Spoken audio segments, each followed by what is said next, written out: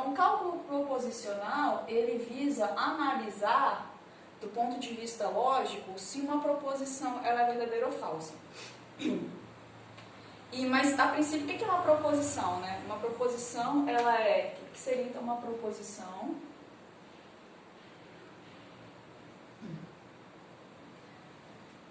Ela é uma sentença, uma proposição é uma sentença.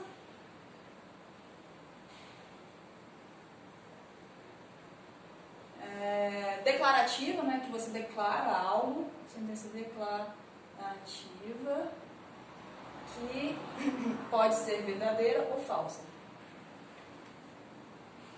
Verdadeira ou falsa. Exemplos, né?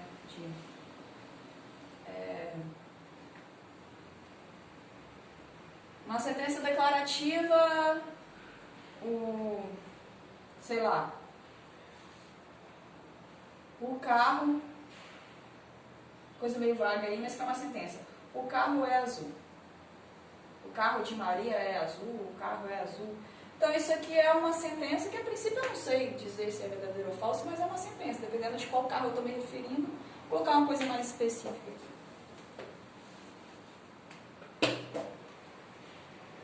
A bicicleta, coisa mais pra gente dizer isso.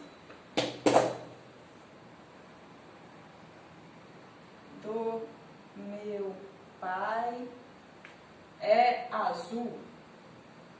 Então, isso aqui é uma sentença, que ela pode ser verdadeira ou falsa. Né? Eu estou afirmando alguma coisa. No meu caso, ela é falsa, porque meu pai nem tem bicicleta, então isso é falso. O sol é uma estrela. Uma sentença, uma proposição, desculpa, verdadeira. Dois exemplos de proposição, um exemplo de que não é proposição.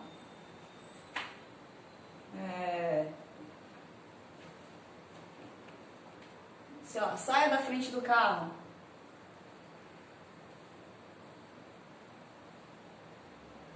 Isso aqui, eu não estou fazendo... Isso aqui é uma sentença imperativa, né? Então, ela não é nem verdadeira nem falsa. É um pedido, uma ordem, você está mandando alguma coisa. Isso aqui, você não fez uma afirmação sobre algo que você pode dizer, isso é mentira, isso é verdade. Então, isso daqui não é uma proposição. Outra coisa que não é uma proposição. Quem pegou o livro?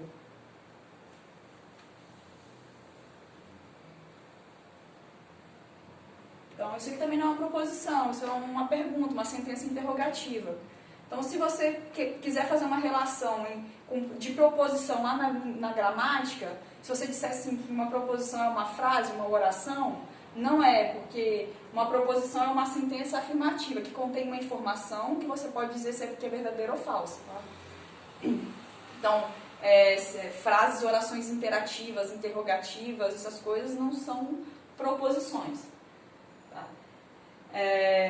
Esses daqui são proposições simples, né? Aqui existiu uma proposição simples, por quê? Porque você não consegue desmembrar ela em duas outras. Mas você pode ter proposições compostas por outras proposições também. Aqui, assim, então, não é proposição. Não é proposição.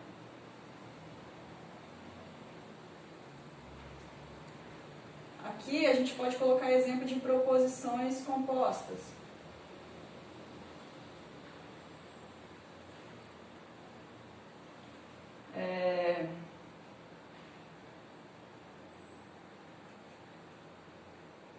Um exemplo de uma proposição composta. Minha mãe tem uma bicicleta azul e eu tenho uma branca. Então, isso é uma proposição composta. Isso aqui, essa sentença, ela contém conteúdo e você pode dizer se a sentença em si é verdadeira ou falsa. Mas você pode desmembrar ela em outras duas sentenças menores que também são proposições, que você pode dar o valor de verdadeiro ou falso. Uma é, minha mãe tem uma bicicleta azul, isso é uma proposição. Eu tenho uma bicicleta branca, isso é outra proposição. A minha proposição final, ela é a conjunção das duas, tá? Uma proposição composta. Então, isso é só para dar a introdução da definição de proposição. E aí, a gente tem os três princípios lógicos das proposições. São o seguinte.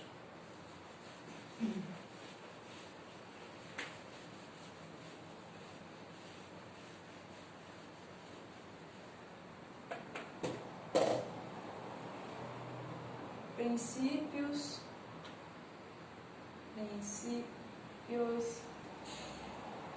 da lógica clássica, da lógica. Primeiro princípio é o princípio de terceiro excluído.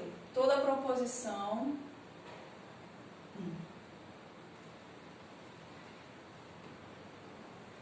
é verdadeira ou falsa, não tendo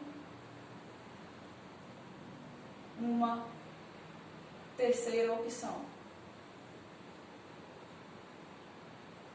Então, se você tem uma proposição, ou ela é verdadeira ou falsa. Não existe uma terceira opção de mais ou menos, ou sei lá o que, condicionada a tal coisa, ela é verdadeira. Não existe. Dado uma proposição bem construída, ou ela é verdadeira ou ela é falsa. Então, o segundo é que o princípio da não contradição. Uma proposição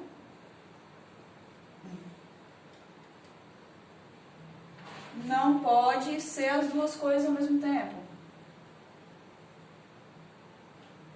Ser verdadeiro e falso.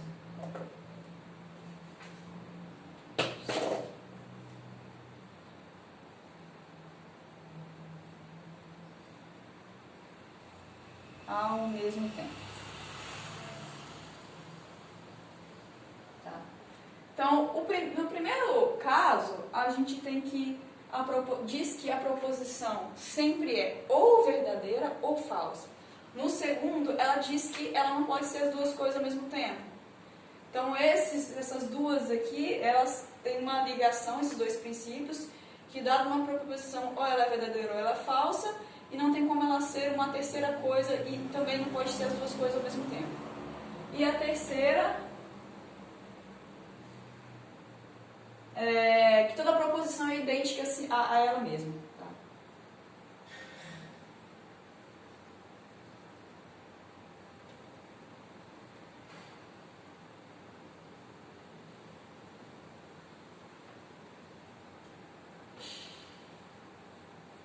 Essa é um pouco mais estranho, né? Porque, claro que ela é idêntica a ela mesma, mas isso pode ser usado em argumentos de contradição. Enfim, diz que toda proposição é igual, idêntica a ela própria. Então, ela não pode assumir duas versões diferentes.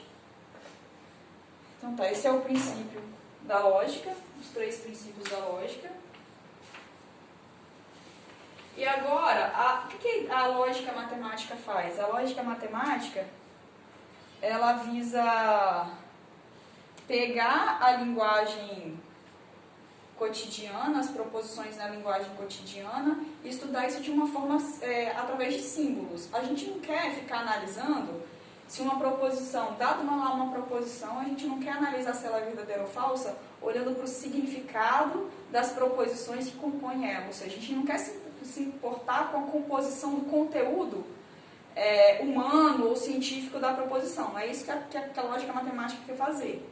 O que a gente quer fazer é decidir se uma proposição é verdadeira ou falsa, partindo do suposto que as proposições menores têm certo valor lógico e usando os conectivos que compõem ela. O que são conectivos? Bom, como que as proposições menores estão relacionadas? Então, a gente quer fazer, num certo sentido, um cálculo lógico. A gente não quer analisar uma proposição Por mais a gente vai trabalhar com proposições compostas. As simples têm um valor lógico verdadeiro ou falso. As compostas, a gente vai ter que fazer contas partindo do valor lógico das proposições mais simples. Então, a gente passa da linguagem cotidiana para a linguagem simbólica. E a primeira forma de fazer isso, né, a forma principal de fazer isso, é substituir os conectivos, as conjunções, os conectivos que ligam duas proposições, por símbolos, né, e estudar como que esses símbolos criam um relacionamento entre as proposições. Tá? Então, o que são os conectivos?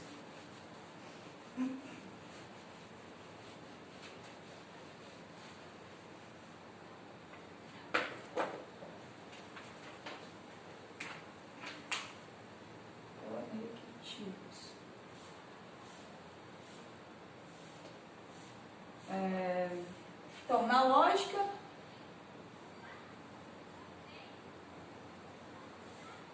matemática, né? As palavras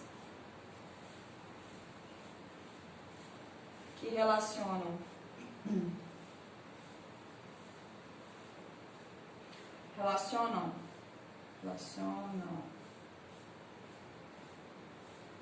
as proposições, mas eu vou escrever aqui as frases, porque quando a gente está falando, a gente pode ter coisa que não é uma proposição, é uma frase, da mesma forma que tem as palavras ligando. Então, elas são substituídas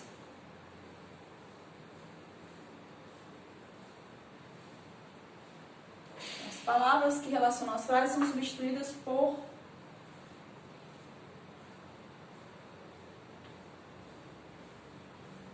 símbolos, por conectivos. Por símbolos.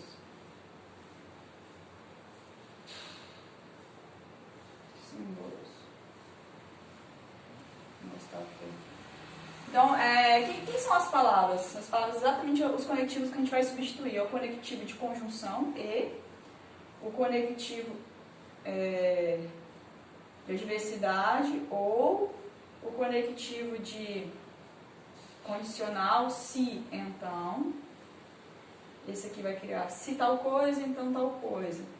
E o de equivalência, se e somente se. E o de negação, que é o não.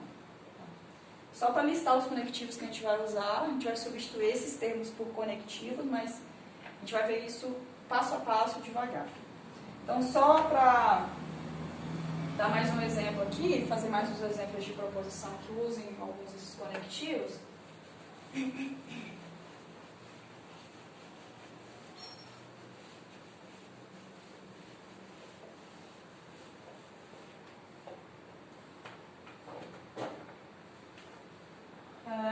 Exemplo aqui vai ser se eu não responder, eu não vou. Então, se eu estou dizendo que tem conectivos, é porque eu tenho mais de uma proposição. O conectivo está ligando elas. Então, minha proposição 1 é eu não responder.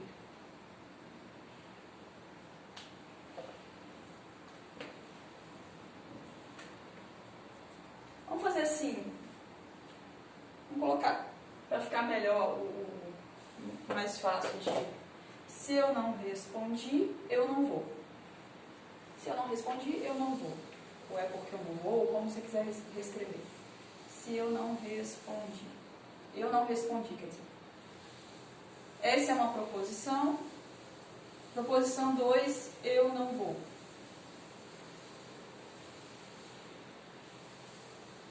Então, usando o conectivo, aqui eu estou dizendo que se proposição 1, então proposição 2. Então, eu já passei meio que por uma linguagem simbólica, né?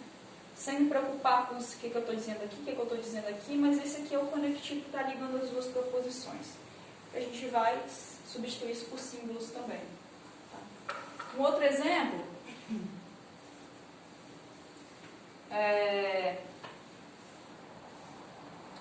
colocar um exemplo do ser e somente ser. Se eu acordar, eu vou. Se não, não vou. Então aqui, o que eu tenho? Eu tenho duas sentenças. Eu acordar e eu vou. Vamos pensar assim.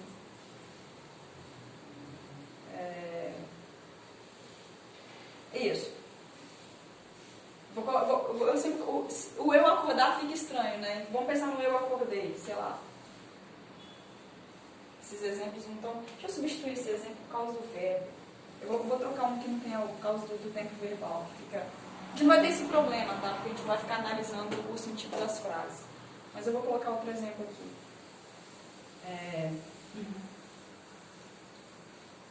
Se minha irmã foi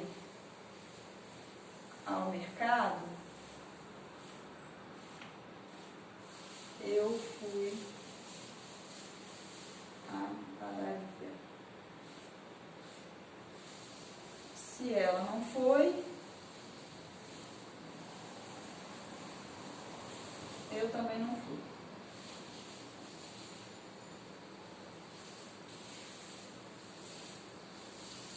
Pronto. Aqui tem um ser e somente ser. Então, quais são as duas proposições que a gente... deixa eu apagar aqui. Que a gente identifica, tem que estar bem claro de identificar. Uma é minha irmã foi ao mercado, eu fui à padaria. Então, P1. Minha irmã foi ao mercado, eu fui à padaria. Então, o que eu estou dizendo aí na minha sentença, na minha proposição, é que se ela foi ao mercado, então eu fui à padaria. Só que eu também estou dizendo que se ela não for, eu não fui à padaria. Então, isso é uma equivalência. Um acontece sem somente ser o outro. Então, o que eu tenho ali é P1, C e somente C, P2. Então, isso poderia acontecer, um ser e somente ser, escrito de uma outra forma também. Mas dessa forma aqui ficou mais destrinchado.